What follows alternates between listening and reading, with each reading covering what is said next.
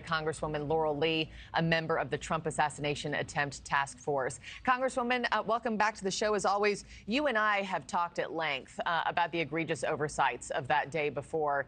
This 53-page report just dropped 24 hours ago. Can any actionable change come from it?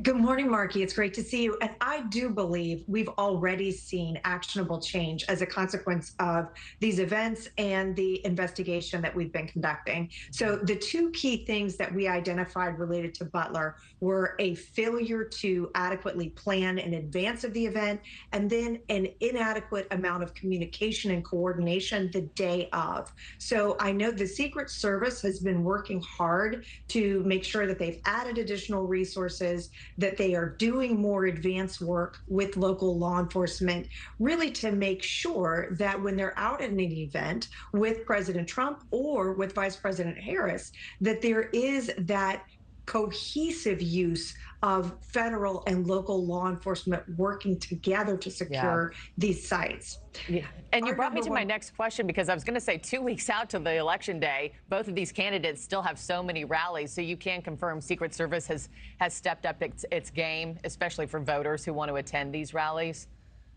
Absolutely. And that was the number one objective of this task force is, of course, to understand what happened and make sure that there's accountability and corrections to any things that need to be improved. But number one goal is make sure that President Trump and any other protectee are being kept safe through this home stretch. So that being said, there's a lot of work left to do to get to the bottom of how all of these failures could have coalesced. There are some reforms that need to be made to the way that Secret Service approaches event management, its workforce. So there are a number of things in our final report that will also be reviewed and analyzed. But there has been a tremendous amount of work done thus far, both by Congress and by Secret Service, to make sure that more is being done in this home stretch to prevent incidents like this from occurring. And Congresswoman, when you look in your crystal ball, if you will, I mean, what does the future of the Secret Service look like? And what's the answer to getting there? Is it more funding, or what's it going to take?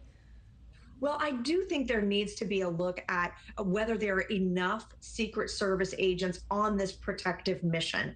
And also, how can they effectively train and prepare their partners, whether it's from Homeland Security investigations or local law enforcement? How can those individuals also be better prepared and integrated into the Secret Service mission? So I do think there will need to be really an expansion of the number of highly trained, specialized Secret Service agents.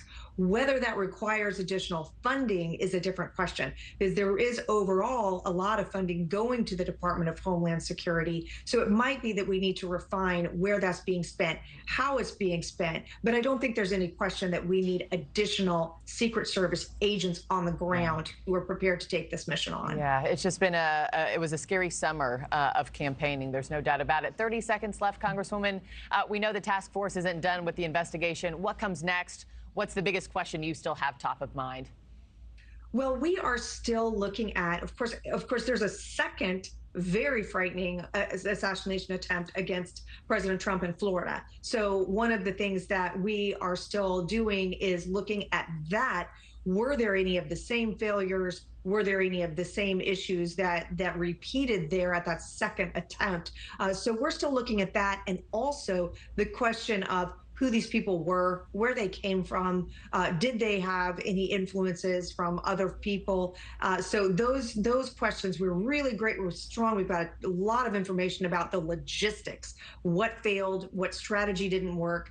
But the questions we still want to answer are the broader ones about where did these people come from, and the work that we can do to make sure that something like this doesn't happen again, and that we're prepared for the future threats that come. Well, we'll be eager to see all of those updates ourselves. Congresswoman Laurel, as always, thank you for your time right here on Morning in America.